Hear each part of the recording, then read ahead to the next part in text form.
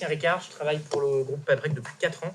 La loi interdit le port de tout signe religieux aux fonctionnaires de l'État.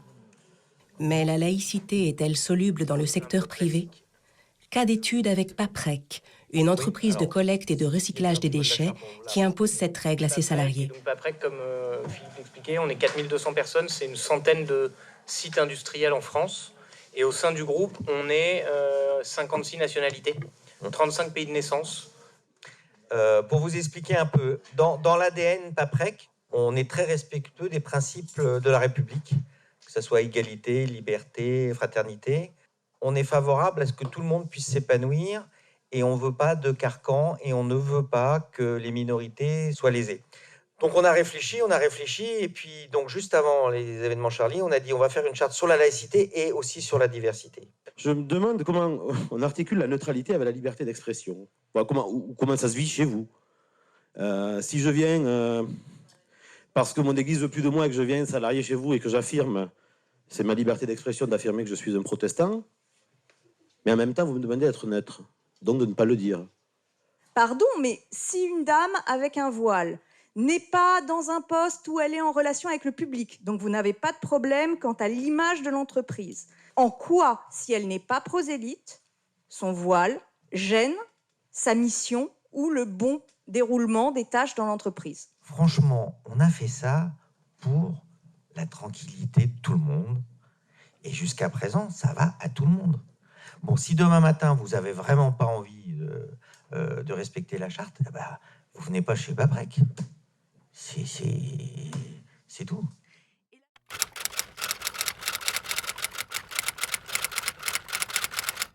Je m'appelle Nabine, je suis journaliste protestant. Alors la question est de savoir si affirmer son identité pourrait nuire au mieux vivre ensemble.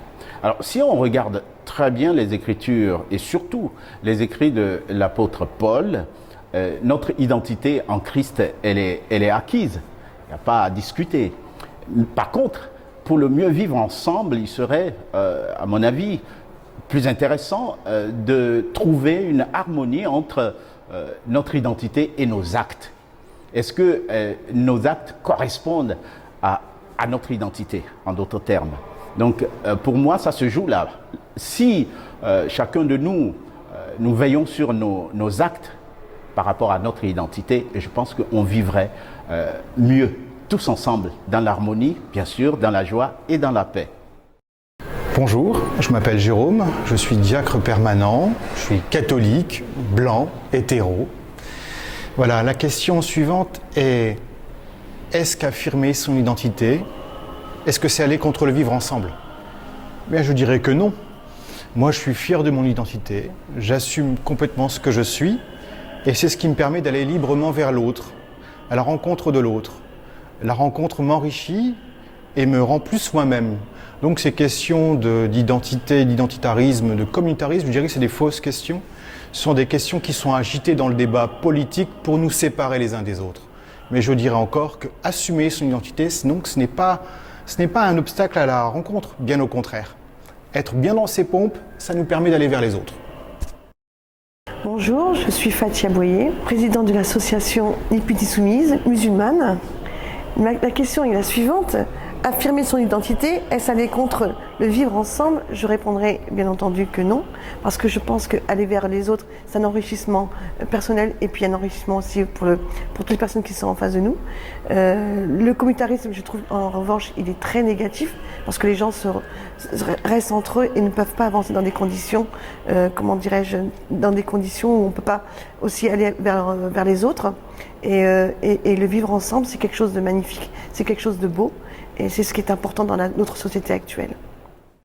Bonjour, je m'appelle Jérôme, je suis juif, j'appartiens au courant libéral du judaïsme et je vis à Paris.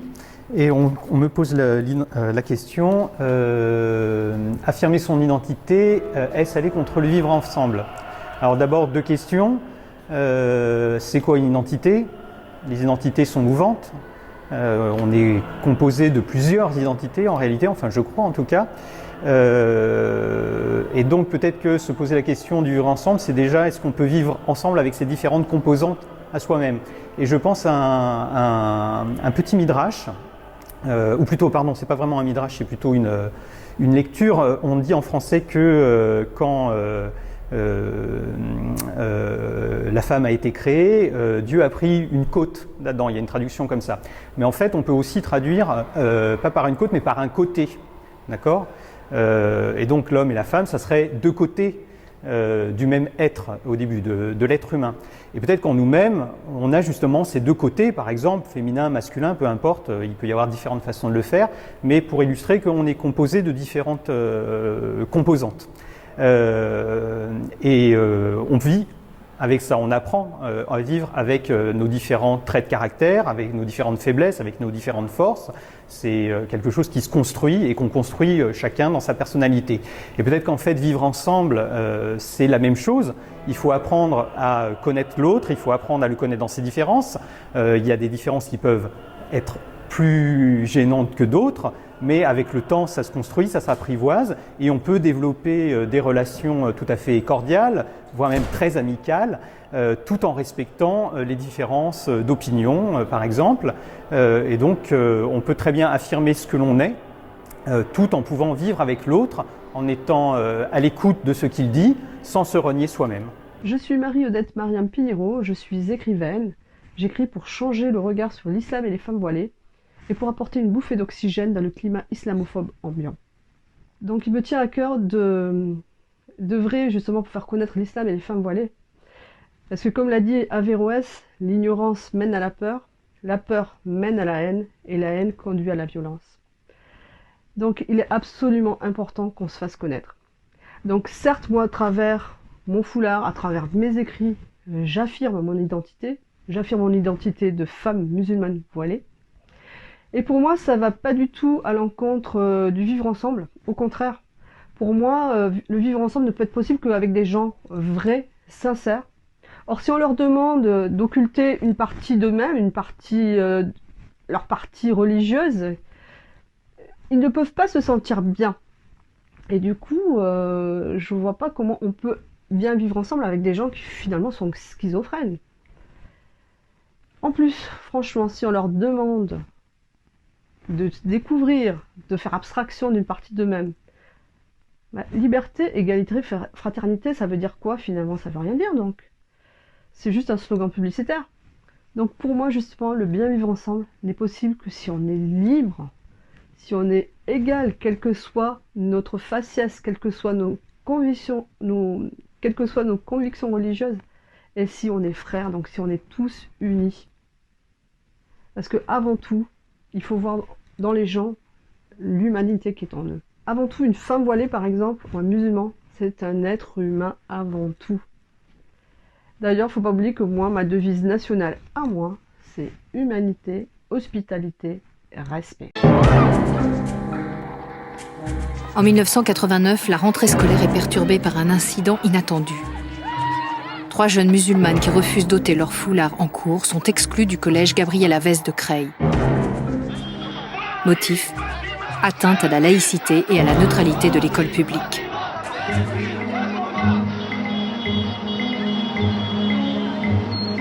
Le problème n'est pas des croyances, le problème est de la manifestation extérieure de cette croyance dans l'enceinte des locaux scolaires et notamment en classe. De nouveau, la France s'interroge sur la laïcité.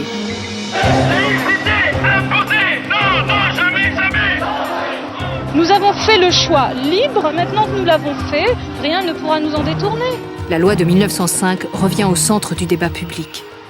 Si se produisent comme se sont produits des cas de blocage, c'est-à-dire d'enfants qui vont à l'école, notamment, mais ils ne sont pas les seuls, il y a aussi d'autres signes religieux actuellement présents à l'école, mais notamment avec un foulard sur la tête, je préconise que les directeurs d'établissement et les enseignants disent à ces enfants et à leurs parents qu'ils ne doivent pas venir à l'école dans ces conditions. S'il y a blocage et s'il y a refus, je dis alors l'école doit accepter et accueillir ces enfants. Le gouvernement Rocard s'en était remis au Conseil d'État. Celui-ci, dans son avis du 27 novembre 1989, n'avait pu que rappeler le droit en vigueur. Si le port de signes religieux n'est pas en soi incompatible avec le principe de laïcité et constitue même une liberté, il ne doit pas prendre un caractère ostentatoire ou revendicatif, ni devenir un acte de pression, de provocation, de prosélytisme ou de propagande, et ne doit en aucun cas porter atteinte à la dignité de l'élève. Ainsi, le port de signes religieux peut être réglementé. Dans le même esprit, la circulaire Bayrou de 1994 distingue les signes discrets des signes ostentatoires. Le 11 décembre 2003, la commission Stasi sur la laïcité rend son rapport au président de la République. Le 17 décembre, Jacques Chirac se déclare favorable à l'enseignement du fait religieux et souhaite une loi contre le port ostensible de signes religieux à l'école. J'estime que le port de tenues ou de signes qui manifestent ostensiblement l'appartenance religieuse doit être proscrit dans les écoles, les collèges et les lycées publics. Une mission parlementaire d'information est constituée sous la présidence de Jean-Louis Debré. Cette démarche aboutit à la loi du 15 mars 2004, selon laquelle, dans les écoles, les collèges et les lycées publics, le port de signes ou tenues par lesquels les élèves manifestent ostensiblement une appartenance religieuse est interdit.